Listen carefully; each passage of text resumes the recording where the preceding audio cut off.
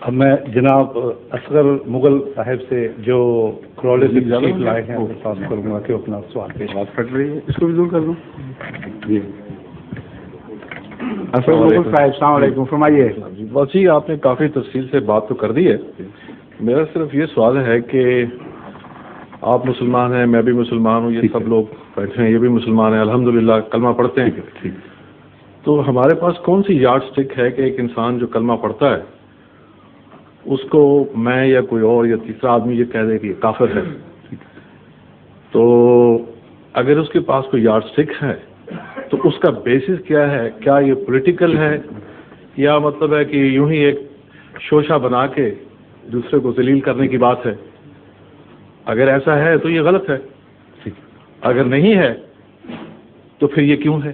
میں عرض کرتا ہوں، یہ جو سوال ہے بہت ہی بنیادی سوال ہے، جزاک اللہ.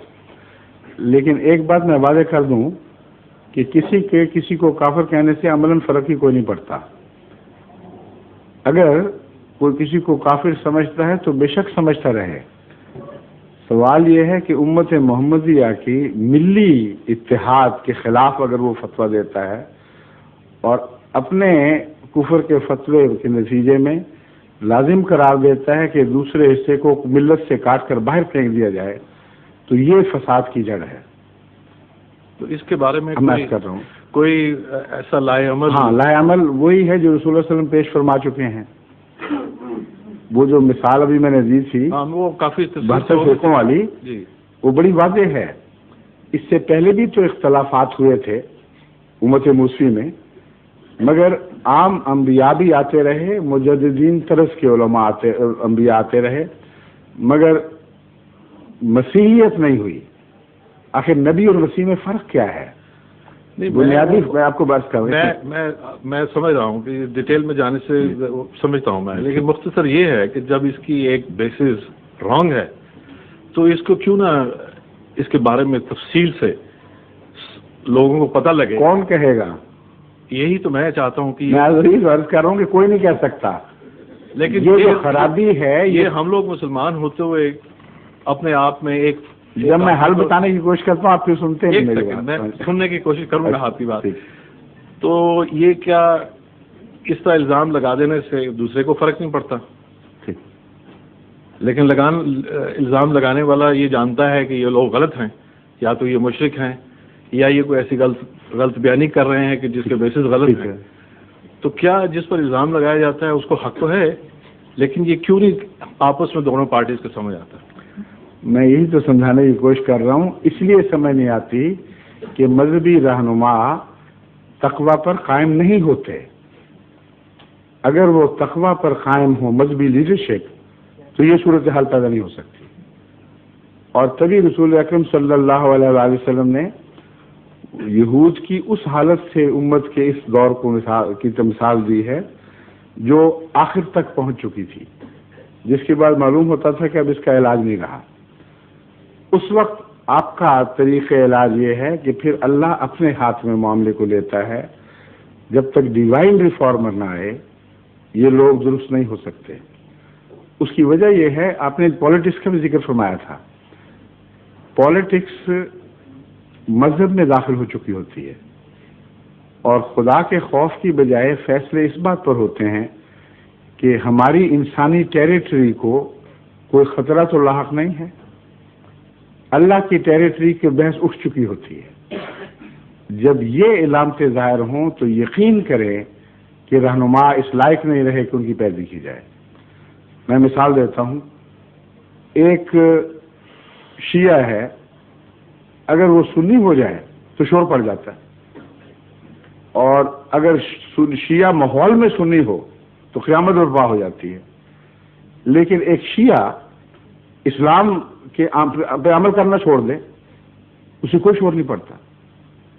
ایک سنی اگر شیعہ ہو تو قیامت برپا ہوتی ہے، اور علماء فتوے دیتے ہیں اور کہتے ہیں جس نے کیا ہم اس کو قتل کریں گے اور ہم بدلہ لیں گے، اور وہ ان کے جلائیں گے، ان کے کیا کہلاتے ہیں جو تعزیے نکالتے ہیں وغیرہ وغیرہ.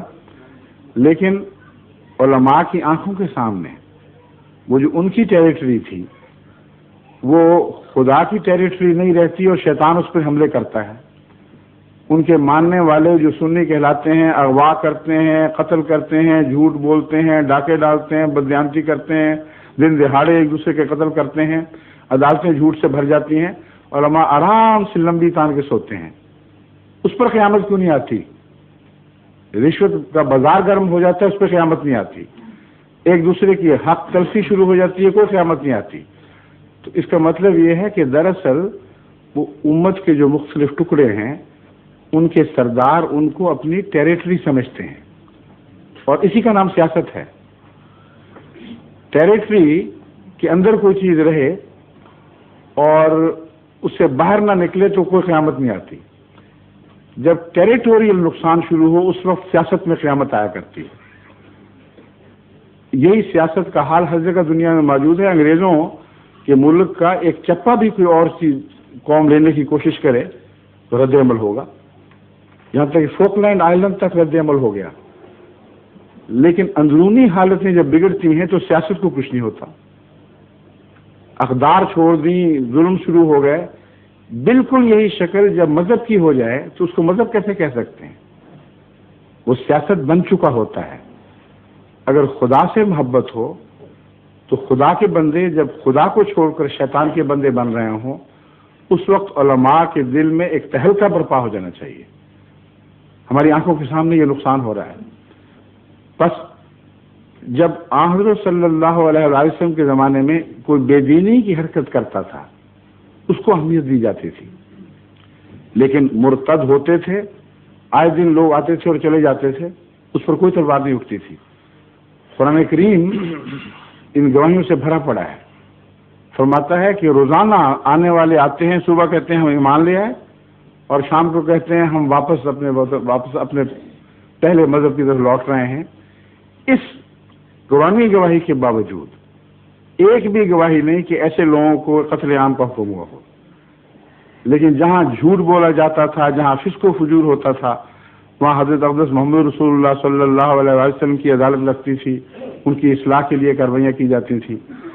یہ تقویٰ اور دین ہے. جو آج آپ دیکھ رہے ہیں وہ تقویٰ اور دین نہیں ہے، وہ صرف سیاست ہے. تو مطلب ہے کہ چانسز نہیں ہیں.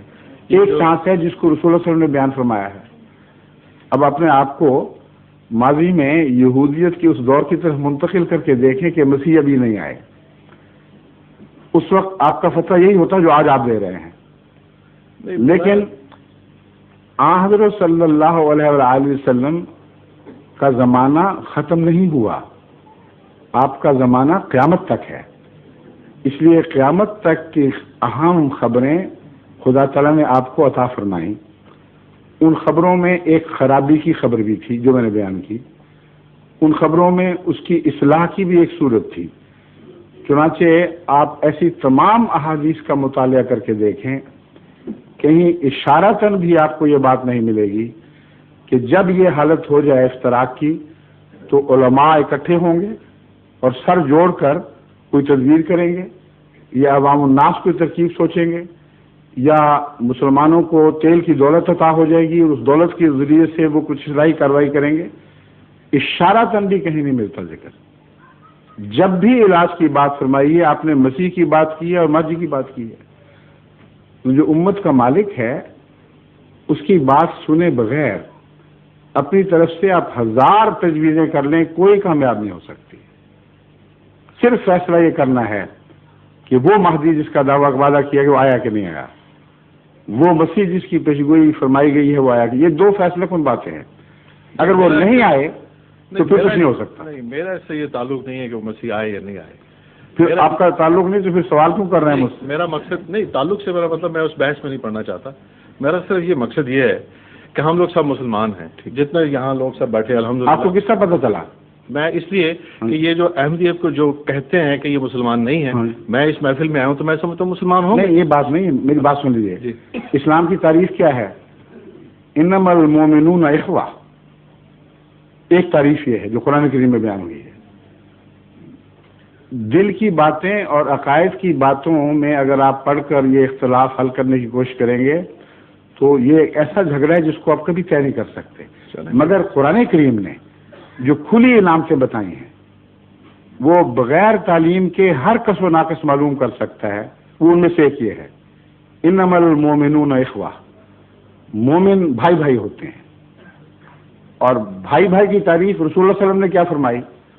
آپ نے فرمایا ایسے بھائی ہوتے ہیں جیسے ایک بدن ہو، اگر پاؤں کی انگلی کے کنارے پر بھی کوئی تکلیف پہنچے تو سارا بدن بے قرار ہو جاتا ہے. یہ روح اسلام ہے. آج ہے؟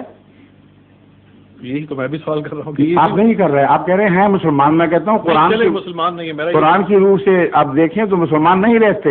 یہی تو جھگڑا ہے. اسلام تقوی کے بغیر نہیں رہ سکتا.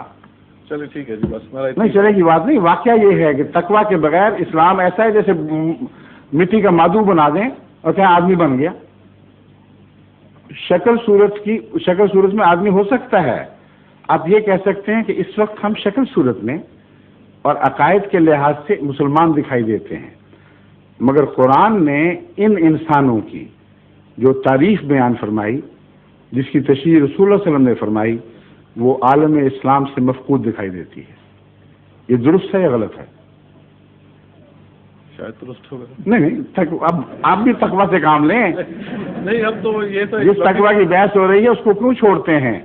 کیا یہ میری سٹیٹمنٹ درست ہے کہ غلط ہے کہ وہ تعریف المومنون اخوہ اور وہ تعریف کہ مومن اس طرح بھائی بھائی ہوتے ہیں جیسے ایک بدن ہو، اور ایک انگلی کو بھی تکلیف پہنچے تو سارا بدن لرزے میں آتا ہے، یہ آج صادق آ رہی ہے کہ نہیں؟ میرا خیال ہے کہ ہم مسلمانوں کا ایک دوسرے کا خیال ہی نہیں ہے. ہم تو مسلمان ہی بھائی نہیں ہیں. نہیں نا، یہ میں بھی کہہ رہا ہوں. شکریہ. ٹھیک ہے، یہی تو مسئلہ ہے. یہی تو مسئلہ ہے جو میں سمجھا رہا ہوں. ہاں تو یہی مسئلہ میں بھی سمجھ رہا ہوں، لیکن اس کا بیسس تو غلط ہوا ہے نا جی. جن لوگوں نے جو بنا رہا غلط کیا اس میں کوئی شک نہیں.